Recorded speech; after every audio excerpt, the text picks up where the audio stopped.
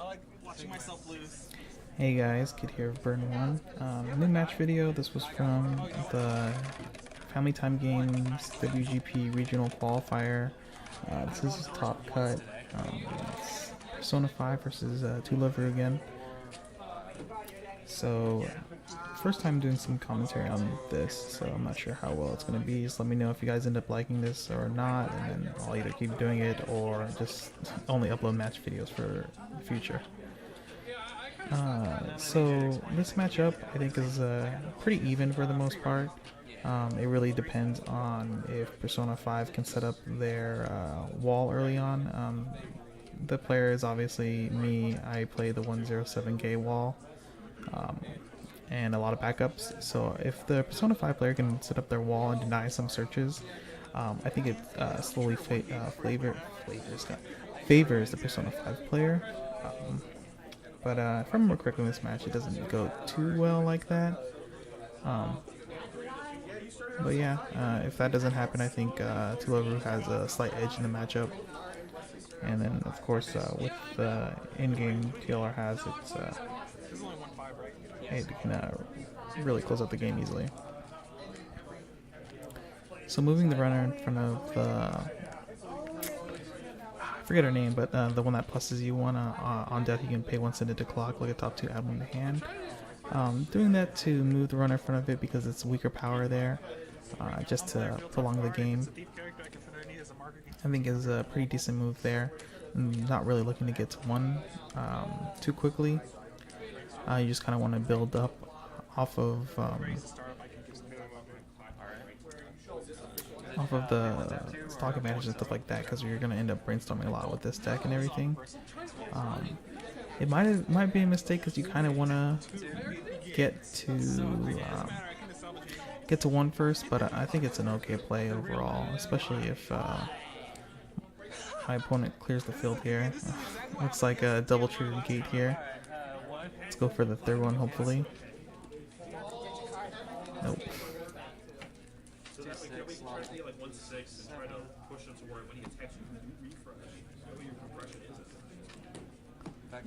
So in this point, Persona 5 is already out 6 climaxes the 2nd turn into the game. Really strong start there.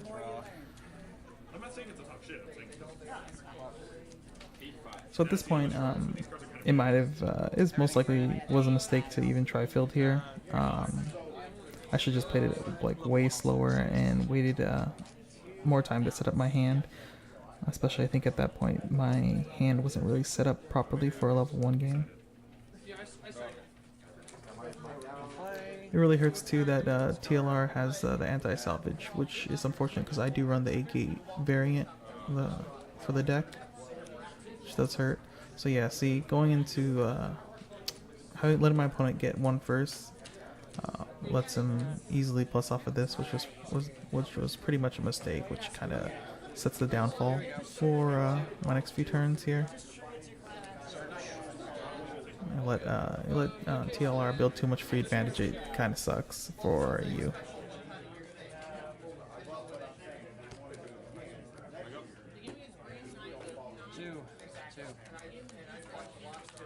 Search. We're doing top 6. No, he was at 3-5 and I had it.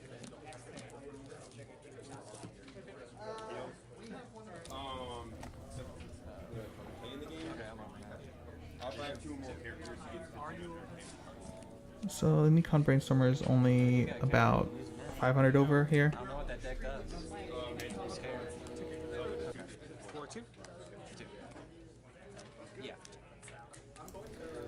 So yeah, here just go ahead and use the counter here because we're not going to get much use out of the counter anywhere else right now. Going into 1. We open up that lane for some extra soul damage since we're already out a lot of climaxes.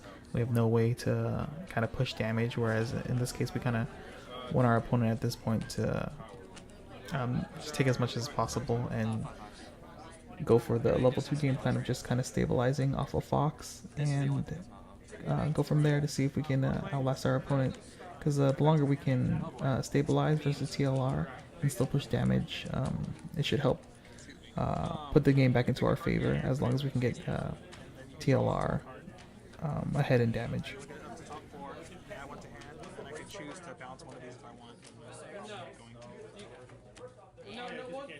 No, you can't even search the main. You have to search the yellow one. We draw to the climax, get verses again. Maybe you should have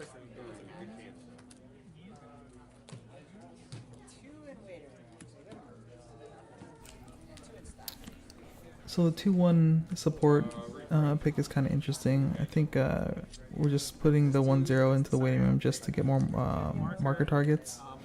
And the 2-1 allows us to set up for late game with the Joker. So when we get in position to kill our opponent, we can just go off with Joker and still have the power to make sure we reverse everything. And then as well as getting the top check effect.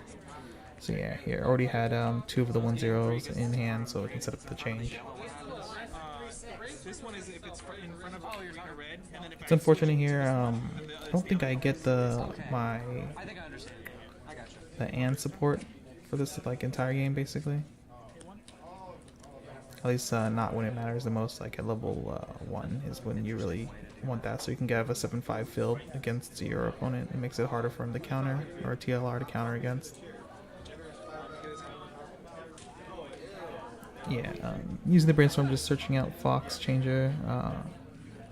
Probably the right play because I think the very next turn we're looking at going into level 2, and that way we can make sure to set up the Fox change and kind of stabilize off of Fox.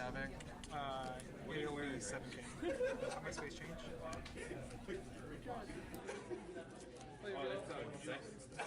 Two? Full field of characters. Right now I'm playing West and East stuff. 7-5? Main 2? 7? Some godly cancels here against Persona 5 for TLR. Yeah, here not having the 500 support definitely hurts right there. Letting my opponent be able to counter here and save one of the Mikons, making it easier for the Mikon to plus next turn if he has a gold bar, which is unfortunate. Luckily we have at least one lane with 7k and then the runner in the other lane, which makes it so if he can only possibly plus off of one lane here. Well,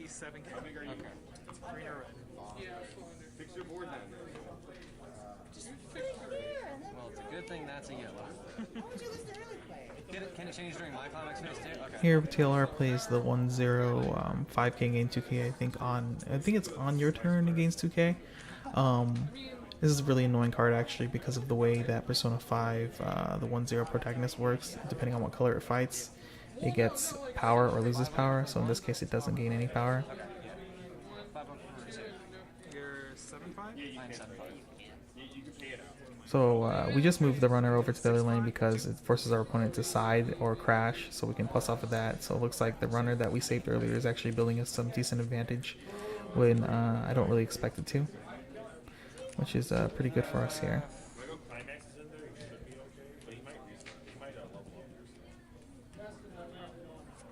Crash for 1. 2. No bounce. 2. And then effects pay it out. So that was pretty good for the TLR player. I'm glad he decided to run it in and then ended up plussing off of it and paying out the climax. Pretty good. I figured my opponent would actually side there, but since he ran it into, we do get some soul advantage next turn too, since we really want to push him since he triple canceled the turn before.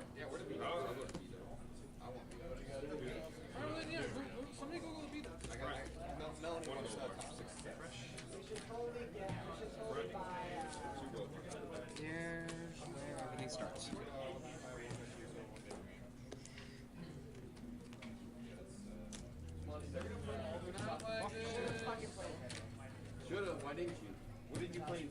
So it looks like Persona 5 has more than one changer in hand, so clocking that one wasn't that big of a deal. It's pretty hard to set up double Fox, especially with the deck list that is being run here. Looks like we can get the Mona early play and the Fox, which is pretty good. It's double heals for us basically if we pay for the Fox effect.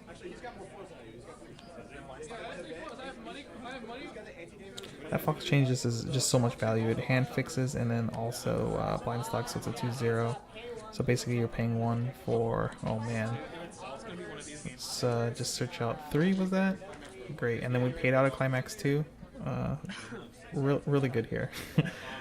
Unfortunate, like plussing's pretty good, but you don't want to go that ham on plussing off of the brainstorm. It kind of hurts. So I think at this point we're just looking to really stabilize that 2 with our heals and using the Fox level 3 effect to just heal on attack, especially if I ever trigger any climaxes. So the worst thing about this matchup is that TLR has the Mekon anti-salvage, which hurts a lot. There's some cases where you do want to salvage against it, even though they have Mekon out in certain scenarios, but I don't think that ever comes up in this game.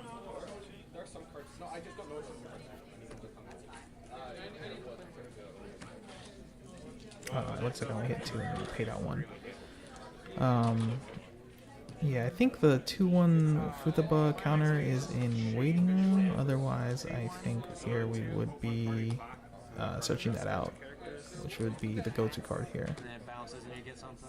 Yeah, then level 3.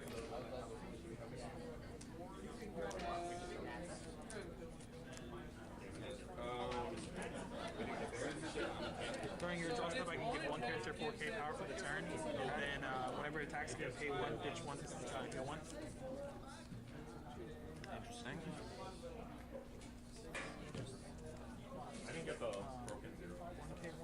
So here, I'm just trying to get rid of the climax on my hand as well as push for damage. Hopefully, since we are kind of behind, we really, at this point in the game, we really want to be ahead. Here I pay for the Fox effect and looks like I forgot to heal. Unfortunate here. I think paid for the effect just to pay out the climax. I was more worried about making sure I pay out the climax for the refresh here and just forgot to heal. That's really, really bad. That probably is the reason I lost the game there. Oh, spoilers. My mistake. Opponent cancels here. Nice.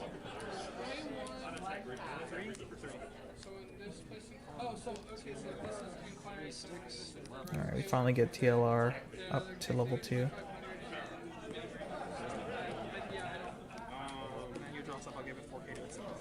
So we 4k buff Fox. We just want that to live multiple turns at this point. Just so we can get more, I wouldn't really say advantage, but it just lets us have an easier time to stabilize at 2 and stay at 2 longer. It's pretty important, I believe, against TLR. Because if we can, like I said, if we can get ahead damage-wise, we're like in a really good position to win. I don't think there's a way to get over that without expending too many resources. I think there's almost no real answer TLR has, at least if I remember correctly from his deck list. He doesn't really have anything to deal with the early play Fox. The only thing he can do is really trigger a win trigger, but he's already out 2 of the possible 4 he could have in his deck. So like we're in a decent position here. If he triggers win trigger against Fox, we get pretty depressed. On turn play, when the character gets And the Mona runner is still here, somehow living along. So this is really good for us. It looks like TLR cannot deal with any of the early plays now. So at this point, they're just going to be running in things, and we're just going to basically plus every turn that they do not kill these. Helps us so we can kind of shape our hand more the next few turns and then not have to clock as much. No, I don't tie with that. 2. Full bar. 2.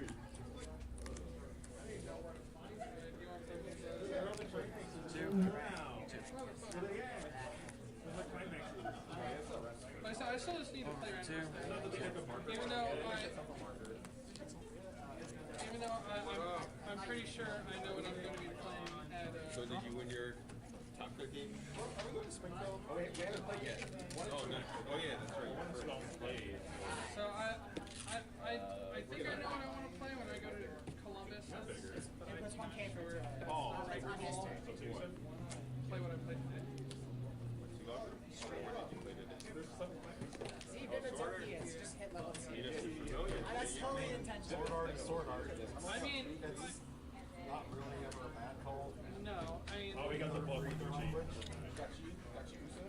doesn't care what it's I don't care. Yeah, when I I play sort of, I don't care if my opponent does. That's why I was like, How long fresh? I usually go like one. This is middle 15 or power. Oh, no, there's nothing. That's why we play Machine of Ice. Yeah, Yeah, no events or backups can be played during battle of certain characters. So you just play. Brainstormed here. Luckily hit the last climax, I believe, in the deck. Got something out of it at least, and made sure that we didn't refresh with the 6 damage into our deck. That way, we're a little bit more compressed. No, I play 4 of them. Alright, here I guess we're just playing playing the Futaba level 0, just a top check, just to make sure we're not triggering any climaxes or anything silly like that, and help deciding our attack order.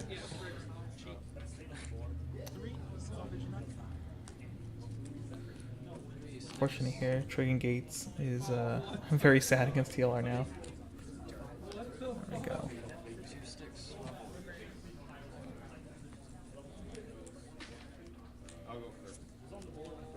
So now we're kind of in a position, it looks like giving 4K to Fox again. We're in a position where we really shouldn't be dying here. I mean, it can happen because it's Weiss.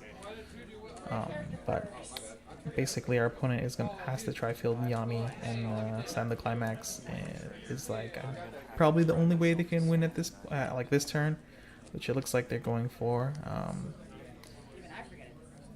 Yeah, looks like they're digging for the climax. I think at this point they only have 1 wind trigger left in the deck, so they're really looking for it. Yeah, let's see in that gold bar. Ditch that. So they have the 3rd Yami here. I think they basically find it. They did blind stock earlier, so they might have blind stocked the wind trigger. I think that's going into his decision making here, whether he should play the Yami or go ahead and, yeah, it looks like he's trying to fix his hand a little bit and see. Oh, he looked like he gambled there to see if the wind trigger was actually the blind stock. I assume here at this point he has a 3rd Yami to play to try to dig for one of the 3 going back into his deck, I believe. So I think if he gets the wind trigger here, we're not in the best position, but I think if we live 1 more turn here and get jokers, then we can push for the win.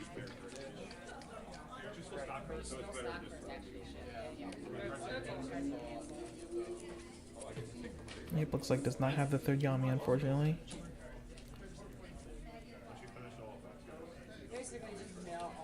It's really annoying though. One of the big reasons Yami is so good is that 1/1 support just makes it so even if you do clear their field, they can save 2 Yamis but just by ditching 2 cards basically. Yep, looks like no climax here, so we got a good chance of winning next turn from this. 10-5. Sorry, 11. We counter here just to force him to discard a card to save Yami, because I'm sure he's trying to set for next turn. It's like, I can only imagine that's the only play you should be making here, is to save your Yamis and hopefully get the wind trigger next turn for a game.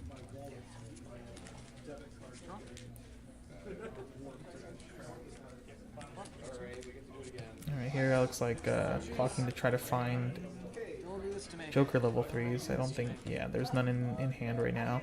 I think if we get Joker, we're basically in a super good position to win. Hit 3 climaxes off that brainstorm, so let's find 3 Jokers. Looks like there are no Jokers in the deck.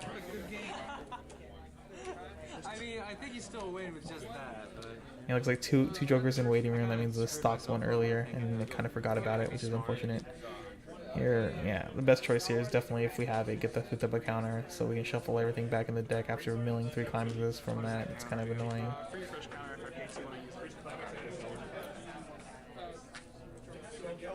So definitely clocking this turn was a mistake. If we didn't clock this turn, we might have been in a much better position to win. Yeah, I should have been paid way more attention to where my Jokers were. Oh dear. Here it comes. And just playing the support here so we can get over the Yamis for sure, force them to discard 2 cards again. It's basically all we're hoping for here, since they do have Encore now.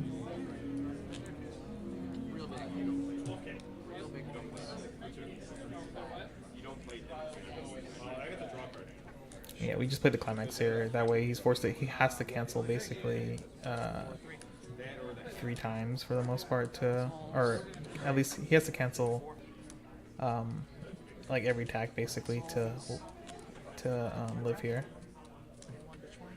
Yeah, we're just healing this turn with Fox. Remember to heal this turn actually, just so we can put ourselves in a position not to die this following turn, because if he draws that, yep, discard 2 to save the Yamis.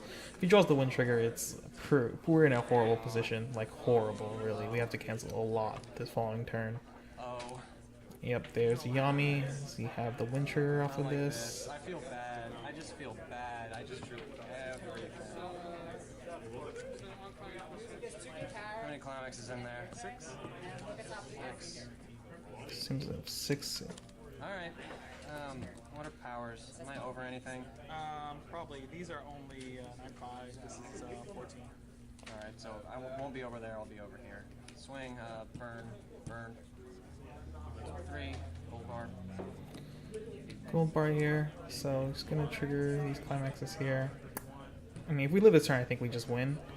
Unfortunately, here, this decision here, I'm not sure if this is the correct decision to just free refresh here. We're out 6, and I believe there's something like 8 cards in the deck with 2 climaxes at this point.